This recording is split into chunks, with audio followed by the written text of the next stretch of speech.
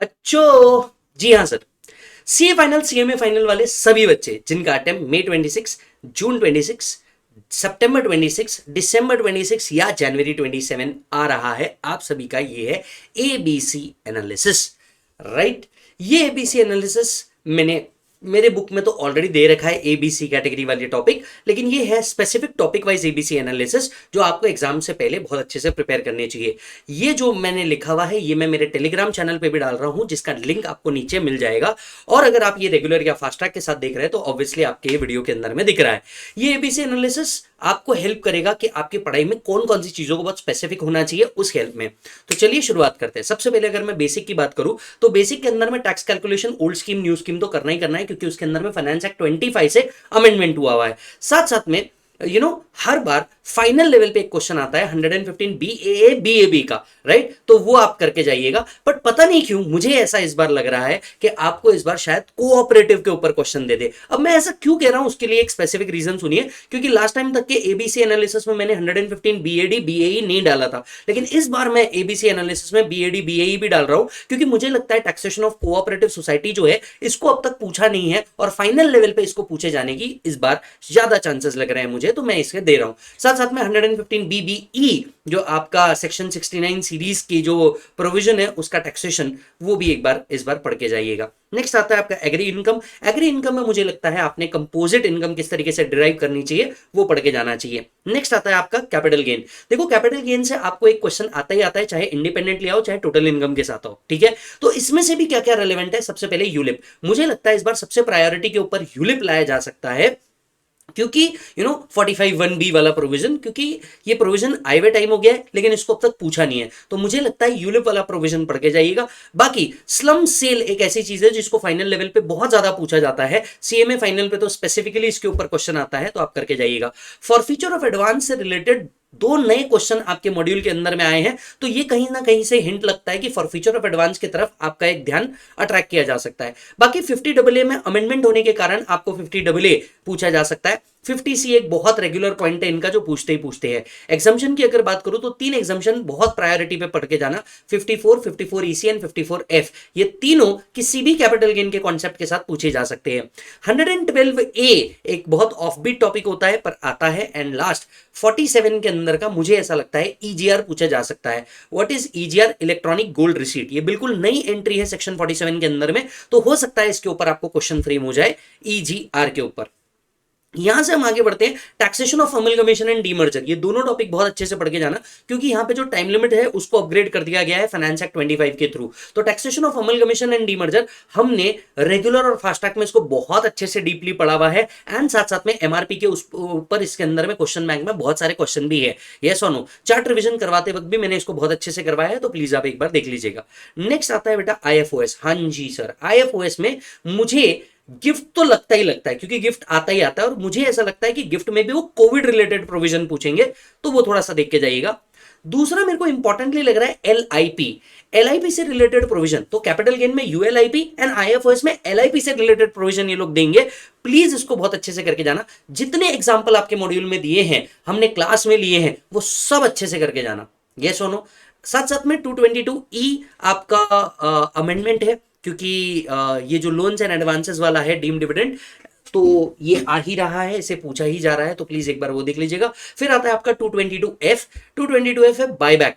पिछले 4 अटेम्प्ट से फाइनल के अंदर में कंटिन्यूसली बायबैक के ऊपर क्वेश्चन आ रहा है, आना भी चाहिए क्योंकि रेलेवेंट भी है। यस और no?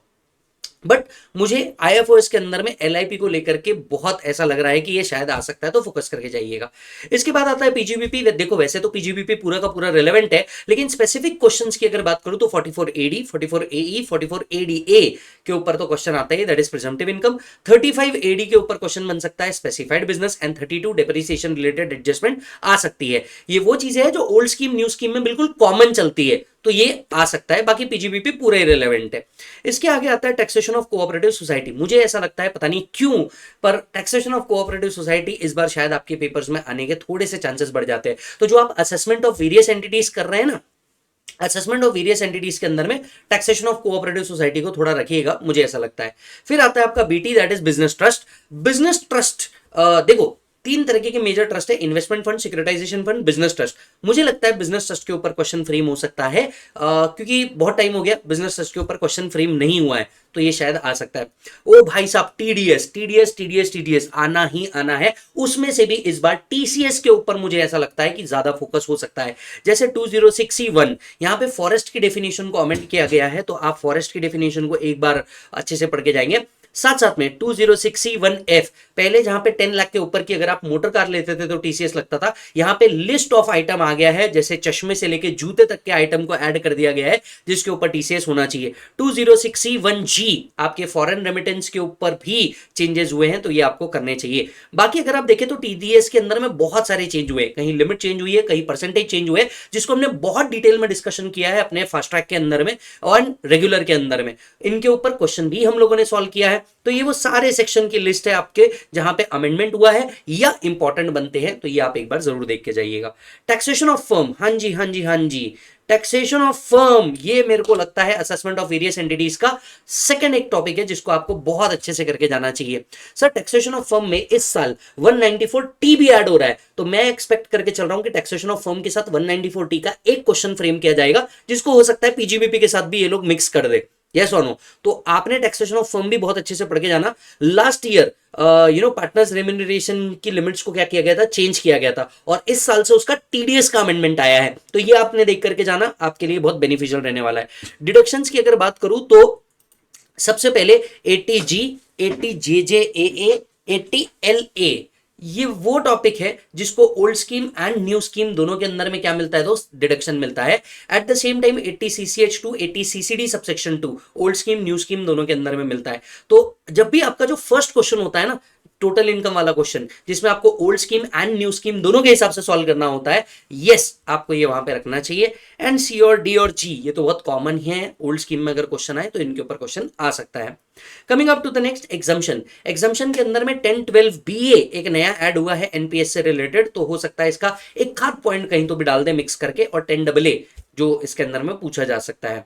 Then coming to ROI, ROI के अंदर में अपडेटेड रिटर्न जो है, इसके टाइम लिमिट्स चेंज हुए हैं और इससे रिलेटेड जो एडिशनल टैक्स पेबल है 140B का, वो भी चेंज हुआ है। तो मुझे ऐसा लगता है रिटर्न से इसके ऊपर क्वेश्चन आना चाहिए, और इसकी एक लिस्ट को पढ़ना बिल्कुल मत भूलना, कौन कौन से केसेस में अपडेटेड रिटर्न नहीं भर सकते, वो भी लिस्ट को पढ़ के जाना। इसके बाद आता है आपका असेसमेंट प्रोसीजर। असेसमेंट प्रोसीजर के अंदर में 147 से लेके 153 जो है रीअसेसमेंट वाला प्रोसीजर, इसको पढ़ के जाना, क्योंकि लास्ट ईयर इसके अंदर में चेंज हुआ था लेकिन अब तक क्वेश्चन नहीं पूछा गया है, तो रीअसेसमेंट वाले प्रोसीजर को पढ़ के जाना। फिर आता है अपील और रिवीजन टॉपिक, इसके अंदर के तीन मेजर सेक्शन इंपॉर्टेंट है, एक है 246A, 254 एंड 264, ये है इंडिपेंडेंट सेक्शन। लेकिन एक राज की बात मैं आपको एड ऑन करके बेनिफिट बोल करके बता देता हूं कि इसके ऊपर जो केस स्टडी आएगा, जुडिशियल अपडेट आएगा, अगर वो इन तीन चैप्टर से रिलेटेड है ना, तो जुडिशियल अपडेट पहले पढ़ के जाना, क्योंकि हमेशा से हिस्ट्री ये रही है पिछले 4 सालों से 5 सालों से कि जब भी इन चैप्टर से रिलेटेड जुडिशियल अपडेट आता है ना, तो क्वेश्चन जुडिशियल अपडेट पे पूछता है रादर देन दिस सेक्शन, और अगर जुडिशियल अपडेट नहीं आया तो फिर इन तीन सेक्शंस के ऊपर फोकस करके जाना। फिर आता है सर्च एंड सीजर। मेरे को बिल्कुल लगता है 99% लगता है सर्च एंड सीजर से इस बार आपके ऊपर क्वेश्चन आना चाहिए।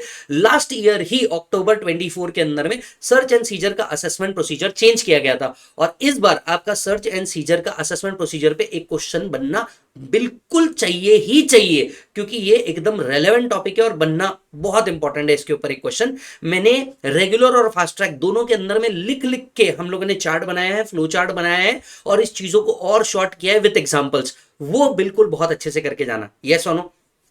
ओके, देन पीसीआरटी एक ऐसा टॉपिक है जो पूरा पढ़ के जाइएगा, क्योंकि पीसीआरटी से ना हर अटेम्प्ट में एक क्वेश्चन आता है, और किधर से भी क्वेश्चन पूछते हैं ये लोग। कभी एलोकेशन ऑफ फंड से रिलेटेड क्वेश्चन पूछ लेंगे, कभी स्पेसिफाइड पर्सन से रिलेटेड, क्योंकि स्पेसिफाइड पर्सन की डेफिनेशन में इस साल अमेंडमेंट आया है, वो पूछ सकते हैं, एग्जिट टैक्स पूछ सकते हैं, या कॉम्बिनेशन ऑफ ऑल पूछ सकते हैं। देन आता है आपका टीपी। टीपी भी बिल्कुल ऐसा टॉपिक है जो आपको हर अटेम्प्ट में आता है, तो टीपी आप बिल्कुल पढ़ के जाइएगा। और इसके अंदर में ना रिसेंटली सेफ हार्बर रूल्स आए हैं, तो सेफ हार्बर रूल्स को थोड़ा अच्छे से पढ़ के जाइएगा, क्योंकि मुझे ऐसा लगता है कि हो सकता है एक ऐसा क्वेश्चन फ्रेम हो जहां पे आपको ट्रांसफर प्राइसिंग भी कैलकुलेट करने बोले, और इससे रिलेटेड सेफ हार्बर की लिमिट्स भी पूछ ले, या एटलीस्ट एमसीक्यू में तो सेफ हार्बर की लिमिट्स पूछी जा सकती है, तो पढ़ के जाइएगा। फिर आता है NR taxation. One question from NR taxation is mandatory, आता ही आता है। शिपिंग कंपनी से रिलेटेड प्रोविजन पढ़ के जाइएगा, लास्ट अटेम्प्ट जनवरी 26 के अंदर में इसके रिलेटेड एमसीक्यू पूछा था, मुझे लगता है अब इससे रिलेटेड क्वेश्चन फ्रेम होगा। साथ साथ में एथलीट से रिलेटेड प्रोविजन, एयरलाइन से रिलेटेड प्रोविजन, शिपिंग से रिलेटेड प्रोविजन पढ़ के जाइएगा। 115 ए इंपॉर्टेंट बनता है, 44 डीए के साथ पढ़ के जाइएगा। यस और नो। अगेन हमने रेगुलर एंड फास्ट ट्रैक के अंदर में इसका स्क्रिबल किया है और स्क्रिबल करके बहुत सारे क्वेश्चन हमने हमारे क्वेश्चन बैंक से सॉल्व किए हुए हैं, इंक्लूडिंग जो मॉड्यूल वाले हैं वो भी, तो वो अच्छे से एक बार कर लेना। फिर आता है पेनल्टी। पेनल्टी के अंदर में 270 डबल ए वाली जो पेनल्टी है, इसको कई अटेम्प्ट से नहीं पूछा गया है, तो हो सकता है आपको ये ऑफ बीट में पूछ ले। और साथ साथ में कंपाउंडिंग, कंपाउंडिंग से रिलेटेड क्वेश्चन जनवरी 26 के अंदर में ही आया है, और कंपाउंडिंग बहुत बड़ा प्रोविजन है, तो कंपाउंडिंग जो बहुत बड़ा प्रोविजन है उससे रिलेटेड चीजें आपको पूछी जा सकती है, तो प्लीज इसको एक बार देख लीजिएगा। इस पूरे कंपाउंडिंग वाले प्रोविजन को हम लोगों ने हमारे पेनल्टी टॉपिक के अंदर में कवर किया हुआ है बहुत डिटेल्ड के अंदर में, तो वो एक बार देख लेना। इससे रिलेटेड तो एक क्वेश्चन हमने जो बोला था वही वाला आया था जनवरी 26 में। फिर आता है ब्लैक मनी। ब्लैक मनी के अंदर में कंप्यूटेशन एंड पेनल्टी प्रोविजंस को पढ़ के जाना, हो सकता है एमसीक्यू फॉर्म में पूछ डाले। डीटीडब्ल्यूए मैंडेटरी क्वेश्चन आता ही आता है, पहला सेक्शन 90, और डीटीडब्ल्यूए में वो वाले प्रॉब्लम सॉल्व करके जाइएगा जिसके अंदर में देयर इज नो अग्रीमेंट, तो नॉट अग्रीमेंट वाले जो क्वेश्चन है वो करके जाइएगा, बढ़िया वाले क्वेश्चन, राइट। इसके बाद आता है आपका टैक्स ट्रिटी। टैक्स ट्रिटी के देखो अभी जनवरी 26 की अगर मैं बात करूं तो आपको उन्होंने ये पूछ लिया था, आर्टिकल नंबर 14 पूछ लिया था, राइट। मुझे ऐसा लगता है इस बार आपके वियना कन्वेंशन आने के चांसेस ज्यादा है, मतलब टैक्स ट्रिटी नाम का जो टॉपिक है वो इस बार पढ़ के जाइएगा, क्योंकि आपका ओईसीडीएन यूएनएमसी से रिलेटेड प्रोविजन लास्ट अटेम्प्ट में आ गया, तो मुझे लगता है इस बार टैक्स ट्रिटी से रिलेटेड प्रोविजन पूछे जा सकते हैं, उसमें भी वियना कन्वेंशन से रिलेटेड पॉइंट पूछा जा सकता है 2 या 4 मार्क के लिए। फिर आता है tax audit. Tax audit recent times में ऐड किया गया, मई 24 के बाद ऐड किया गया, सीए फाइनल का टॉपिक है, जिसके अंदर में बहुत सारे क्लॉजेस पूछे जाते हैं। तो सर मुझे ऐसा लगता है clause number 32, clause number 22, clause number 14 and clause number 17, ये वो क्लॉजेस है जिसके ऊपर टैक्स ऑडिट से रिलेटेड प्रोविजन पूछी जा सकती है, और ये बहुत अच्छे से पढ़ के जाइएगा। देखो जनवरी 26 के अंदर में क्लॉज 22 के ऊपर ऑलरेडी क्वेश्चन आ चुका है, सो क्लॉज 32 के ऊपर क्वेश्चन आ सकता है। क्लॉज 32 को डिटेल डिस्कशन हम लोगों ने किया है, मैंने अपने चैनल पे इस पे यूट्यूब वीडियो भी डाला है जहां पे मैंने पूरे डिटेल्ड के अंदर में टैक्स ऑडिट का क्लॉज बाय क्लॉज एनालिसिस किया है, अगर आप वो भी पढ़ के चल जाओगे तो आपका काम हो जाएगा। Board of advance ruling almost her attempt के ऊपर इसके ऊपर क्वेश्चन आ रहा है, तो बोर्ड ऑफ एडवांस रूलिंग बहुत छोटा सा टॉपिक है, इंटरनेशनल टैक्स का पढ़ के जाइएगा। एंड सर गार, मैं पिछले 3 एबीसी एनालिसिस से बोल रहा हूं, गार आएगा, आ रहा है, आएगा, आ रहा है। गार को डिटेल के अंदर में पढ़ के जाइएगा, हमने इस पे इलस्ट्रेशन भी सॉल्व किए हैं, सीबीडीटी का सर्कुलर भी सॉल्व किया है, एंड राइटिंग करके हमने पूरा का पूरा सॉल्व किया है, तो आपको डरने की जरूरत नहीं है, इसके अंदर में हम लोगों ने सब कुछ कवर कर लिया है। यस और नो मालिक, इतनी चीजें मुझे लगती है एबीसी एनालिसिस के अंदर में आपने बिल्कुल अच्छे से पढ़ के जानी चाहिए, एंड यहां हमारा एबीसी एनालिसिस खत्म होता है। वैसे मैं आप सभी को बता दूं, मैंने चार्ट रिवीजन सीए विजय सारडा चैनल के ऊपर डालने चालू कर दिए हैं। ये चार्ट्स आपको ekathamacademy.com से मिल जाएंगे, ये चार्ट्स ले लेना। अगर आपने मेरे बैचेस ऑलरेडी लेकर के रखे होंगे तो आपके पास ये चार्ट्स ऑलरेडी है, डरने की बात नहीं है। सिर्फ उठाओ चार्ट रिवीजन से फटाफट अपना रिवीजन कंप्लीट करो और सीधा जाओ 1 घंटे में रिवीजन खत्म करो, 2 घंटे राइटिंग प्रैक्टिस के ऊपर सॉल्व करो, क्योंकि आप जानते हैं मेरा मंत्र, पढ़ो तो हद कर दो वरना प्रोग्राम रद्द कर दो। सॉल्विंग से होगा, सिर्फ रिवीजन से नहीं होगा, मान के चलना, ठीक है मालिक। और अगर आपको अभी भी ऐसा लगता है कि नहीं यार आपको प्रैक्टिस की जरूरत है, एग्जाम ओरिएंटेड फास्ट ट्रैक की तरफ आप जा सकते हैं। आपका अगर सितंबर या जनवरी अटेम्प्ट है, मैं तो कहूंगा रेगुलर की तरफ जाओ, डिटेल में प्रॉब्लम सॉल्व करो। डन है मालिक, चलिए बढ़ते हैं आगे।